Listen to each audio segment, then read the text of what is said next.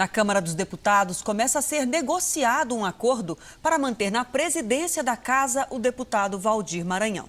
O presidente interino da Câmara, Valdir Maranhão, só repete que não pretende renunciar. Vai renunciar? O senhor vai renunciar, presidente? Não tem renúncia.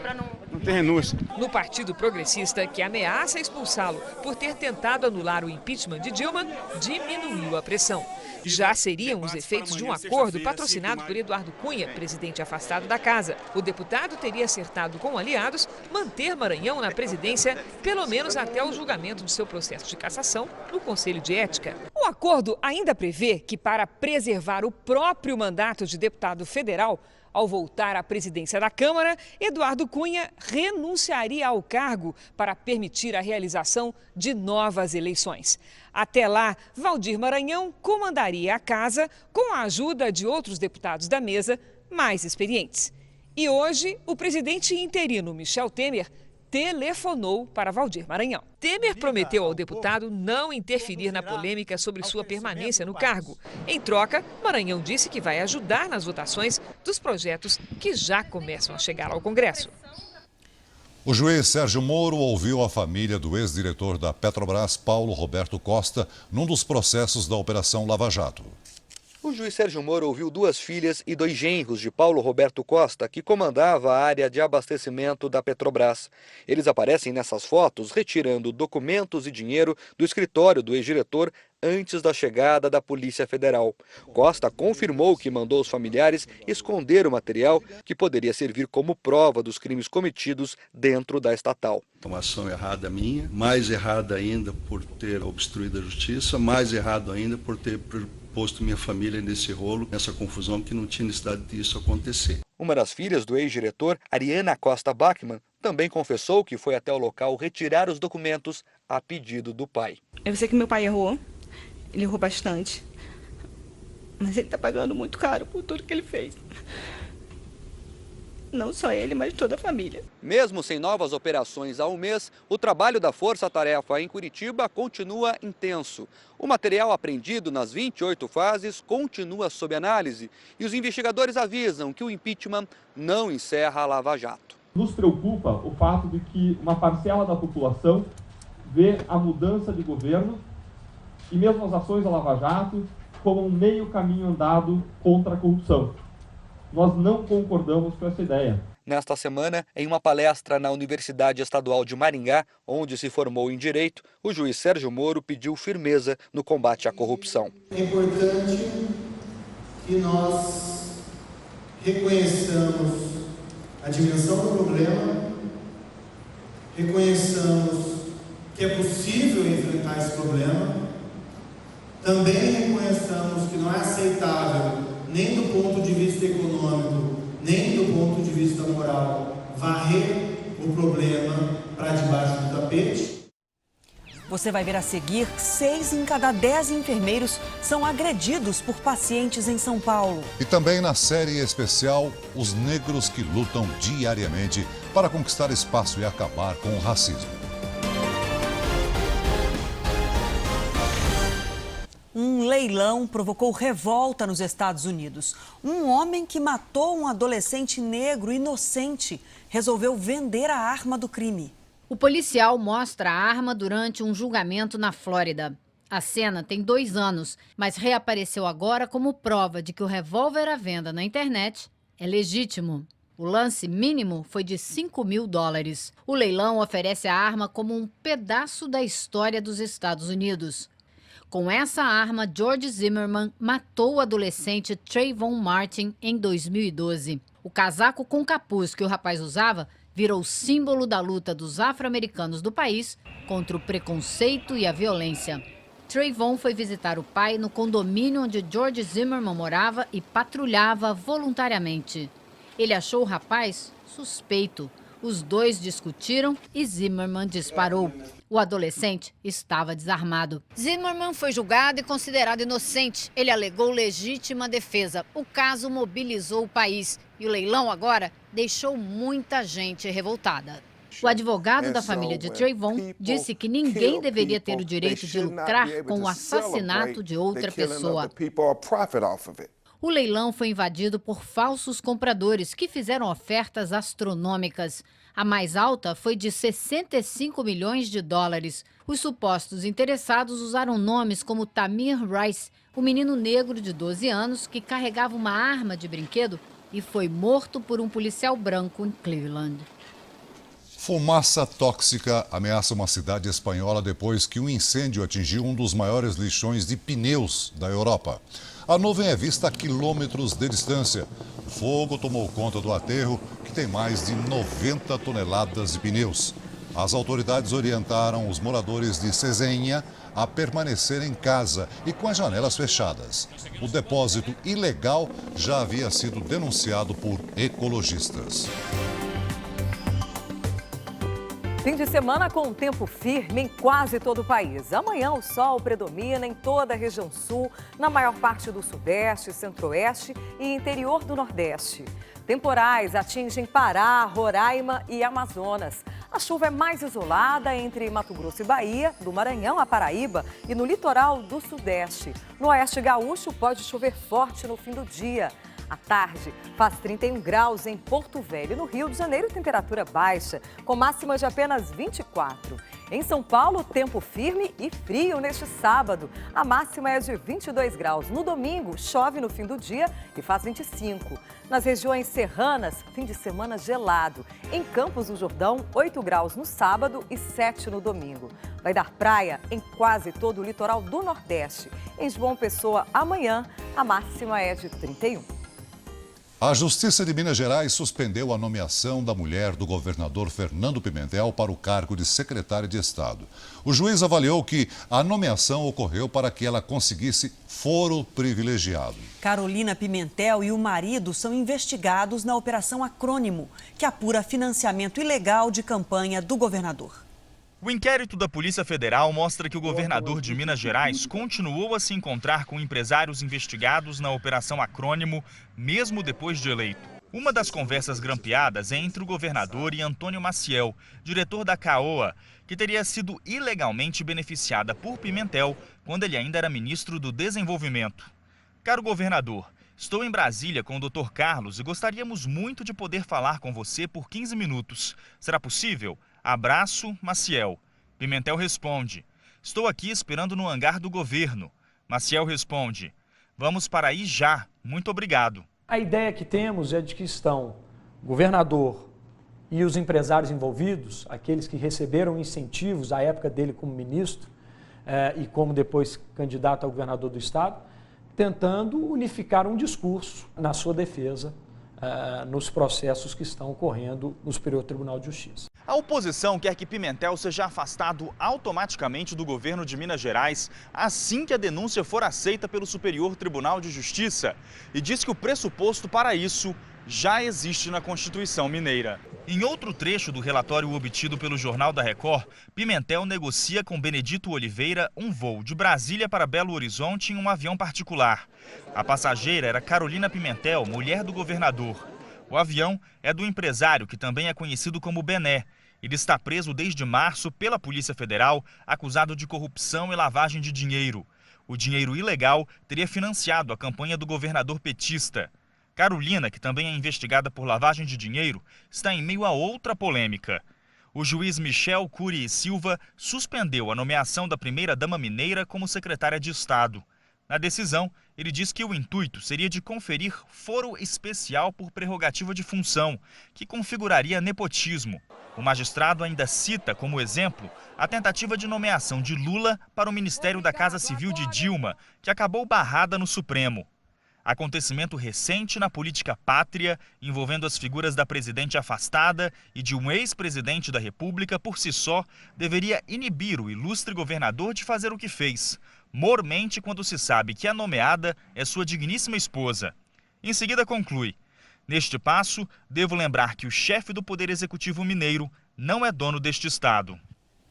A empresa CAOA afirma que jamais contratou qualquer pessoa ou empresa para obter vantagens junto a qualquer órgão público. O governo de Minas diz que Fernando Pimentel nunca recebeu qualquer benefício ou valor da Caoa, e que o governador jamais negou sua relação de amizade com o empresário Benedito Oliveira, o único motivo do uso compartilhado da aeronave. No limite do estresse, uma situação que se repete em hospitais públicos e privados. Em São Paulo, 6 em cada 10 enfermeiros dizem que já foram agredidos por pacientes ou acompanhantes. Em 4 anos de profissão, essa foi uma das poucas experiências que Tamires gostaria de não ter vivido. Ela trabalhava num hospital de referência de São Paulo. Ao entrar no quarto 10 minutos depois do chamado, ela foi empurrada e humilhada pelo marido da paciente. Eu fui entrar no quarto, o marido dela já super exaltado, falando que éramos incompetentes pela demora no atendimento. E me empurrando pelo ombro, me empurrando para fora do quarto. Quando contou o que aconteceu para os colegas de trabalho, viu que não era a única. Ocorre bastante. Muito mais do que a gente imagina. Uma pesquisa realizada pelo Conselho Regional de Enfermagem de São Paulo mostra que o problema atinge a maioria desses profissionais. 60% dos enfermeiros entrevistados dizem que já foram vítimas ou testemunharam algum tipo de agressão durante o trabalho, violência provocada pelos acompanhantes ou até pelos próprios pacientes. Segundo o levantamento, em 50% dos casos, a agressão física e verbal ocorre por demora no atendimento, tanto em hospitais públicos como particulares. Nos últimos anos, o Conselho tem se mobilizado por meio de campanhas para reverter essa situação, que deixa os profissionais inseguros. Ele precisa de estar pleno das suas capacidades físicas e das suas capacidades psicológicas para que ele possa trabalhar adequadamente. Chega de racismo. Na nossa série especial, você vai saber como os brasileiros enfrentam o problema e superam barreiras sociais. Crianças e adultos revelam traumas provocados pelo preconceito e dão lições de determinação.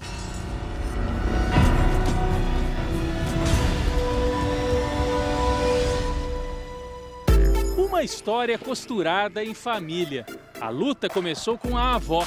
Ela era professora na rede pública, mas largou tudo para se dedicar à grande paixão, fabricar bonecas negras. Enquanto a Lúcia trabalha na máquina, a filha dela, Camila, prepara a Sofia para mais um show. A menina está inquieta, corre para se arrumar do quarto para a sala, onde a mãe ajuda a ajeitar os cabelos da pequena estrela. Aos 12 anos, a MC Sofia compõe e apresenta músicas que falam de racismo e da batalha do povo negro para conquistar mais espaço. Sou negra, eu tenho orgulho da minha cor. Ela começou a se apresentar em pequenos festivais de cultura negra, mas as músicas viraram sucesso na internet. No conto de fadas, Rapunzel jogue suas tranças. Na minha história, ela tem dread africana. Agora eu vou contar o meu conto pra vocês. Como todas as histórias, começa por uma vez. Agora ela é convidada para espetáculos em teatros importantes. Hoje é dia e nós vamos acompanhar. A família inteira vai junto. A caminho do show na região da Avenida Paulista, ela conta pra gente que a primeira batalha contra o racismo foi melhorar a autoestima. Muitos negros sofrem com isso desde a infância. Na escola, né, a maioria era branco e também eles falavam que eu não era negra, né, que eu só era negra porque eu tinha caído num balde de tinta marrom e secou. Eu fiquei assim, então, eu sou branca, eu sou branca. Só que minha mãe disse, não, você é negra, você não caiu nada, você já nasceu assim. Aí eu falei, mas então eu queria ser branca. Mãe e avó ajudaram a vencer essa barreira. E Sofia descobriu que era pela música que queria mostrar ao mundo o orgulho de ser negra. Você acha o seu pai feio? Você acha a sua família feia? Eu falo, não, então, a cor negra, ela é bonita.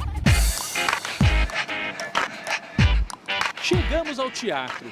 Já há vários fãs na porta. A MC Sofia tem que fazer uma paradinha para as fotos. Achei interessante que ela tem orgulho da história dela. A mãe Camila é quem produz os shows. E as bonecas negras da avó fazem parte do cenário. Sofia passa o som com outros MCs mirins. Meninos e meninas cheios de orgulho da cultura negra. Esse é o caminho, esse é o caminho. Com o teatro lotado, vai começar o show da Sofia. É a terceira geração em cena de uma família que enfrenta o racismo não só com luta, mas também com arte e muita criatividade. A garota, que começou a compor quase por brincadeira, agora se apresenta para 100, 200 pessoas.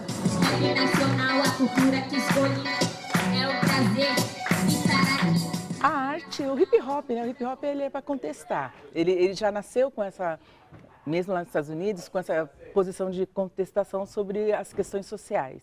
Então é o hip hop que eu acredito que vai ajudar nesse processo de mudança.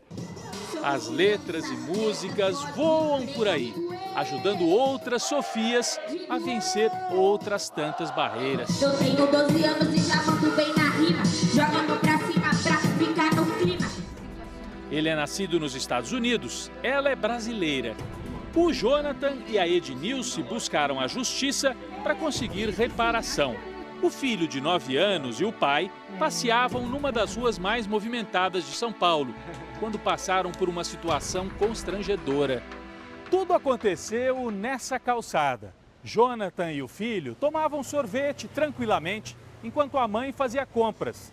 De repente, a vendedora de uma das lojas veio até eles e pediu que Lucas não ficasse por ali, porque não poderia oferecer mercadorias nem pedir dinheiro para os clientes. O pai levou um choque. O filho tinha sido confundido com um menino de rua, pelo fato de ser negro. Eu fiquei com tanta indignação e acho que nojo no que ela fez, no que aconteceu, que não conseguia ficar na frente dessa loja. A mãe diz que, pelo fato de ser negra, também já sofreu vários constrangimentos no prédio de classe média onde mora. E às vezes eu sou um ser assim, eu sou estranho ao lugar que eu estou. A família decidiu conversar abertamente com Lucas sobre tudo o que aconteceu, mas prefere preservar um pouco a imagem do menino de apenas 9 anos. Ele parece nem entender direito por que isso tudo aconteceu. Eu pensava que ela tava um pouquinho de raiva, ou porque ela não tinha um filho, porque ela não sabe como é que ter, e nunca passou por essa situação. O ator Sidney Santiago faz o escravo Sapião, da novela Escrava Mãe, que estreia no próximo dia 31. Eu mesmo vi os momentos mais felizes que ela viveu, quando estava esperando você. Sidney, conhecido pelos papéis em novelas e no cinema, conta que também sofreu preconceito. Eu andava um pouco rápido porque estava voltando para minha casa com mochila, livros, e me lembro como se fosse hoje. Uma viatura parou, os policiais desceram, um pegou a arma e colocou na minha boca. Tá fugindo por quê, macaco? E eu tive certeza que ele terminaria com a minha vida naquele momento. O fator que foi primordial naquele momento foi ele ter visto uma carteirinha da Universidade de São Paulo, da USP, e foi aquilo que foi o meu passaporte para estar aqui contando essa história e pleiteando outras histórias. A doutora Carmen foi funcionária da Justiça do Trabalho antes de se formar advogada. Hoje coordena a comissão da OAB em São Paulo, que luta pela igualdade racial. Ela diz que há leis para combater o preconceito no Brasil e explica a diferença entre injúria racial e crime de racismo. O racismo, quando nega direitos fundamentais, quando exclui a pessoa do mercado de trabalho, da sociedade, de um atendimento à saúde, de participar da vida social normal por conta da sua etnia, por conta da sua raça. Racismo. E injúria? A injúria, quando são colocados qualificativos que depõem contra a pessoa. Por exemplo, negro fedorento, judeu safado, ou baiano burro, coisas assim. O maior desafio, segundo ela, é melhorar o entendimento dos juízes e delegados, que nem sempre parecem sensíveis ao tema do racismo. Quem aplica a lei não sofre discriminação e racismo. O juiz, aonde quer que ele chegue, ele é identificado mesmo que ele não diga que é o juiz, mas a própria postura dele. Existem poucos juízes, poucos médicos, poucos empresários e executivos negros. Num país em que metade da população declara ter origem africana, só 17% das pessoas que ganham mais de 11 mil por mês são negros. Entre os mais pobres, a população negra é maioria. Raquel Maia passou por esse funil. Ela chega para trabalhar num edifício moderno na zona sul de São Paulo. Dirige o escritório de uma das maiores joalherias do mundo. Mais de 100 pessoas sob o seu comando direto. Filha de um técnico de aviação, Raquel sonhava ser comissária de bordo. Mas o pai a convenceu de que iria muito mais longe. Estudou contabilidade e virou executiva de empresas multinacionais. Aqui no Brasil o preconceito ele é sim velado. O preconceito ele não é direto. Em especial quando essa mulher negra vem com um título de CEO. Hello. Conversa com a matriz na Europa algumas vezes por semana. Define estratégias, cobra resultados. Está acostumada a participar de reuniões em que muitas vezes é a única mulher e a única pessoa negra. Ela diz que o preconceito não se revela pela palavra, mas pelo olhar de espanto de alguns interlocutores. Já logo de largada você já é aquela que vai falar, sim. E aí é uma mulher e uma mulher negra. Entre a Raquel e a Sofia, há 40 anos de diferença, mas a mesma disposição para vencer o preconceito, seja na mesa de negócios ou em cima do palco.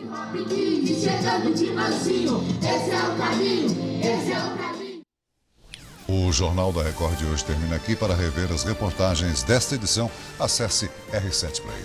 Fique agora com a Supertela e o filme O Mundo Perdido Jurassic Park. Obrigada pela sua companhia, mais uma semana. Uma ótima noite para você, até segunda. Boa noite, bom final de semana.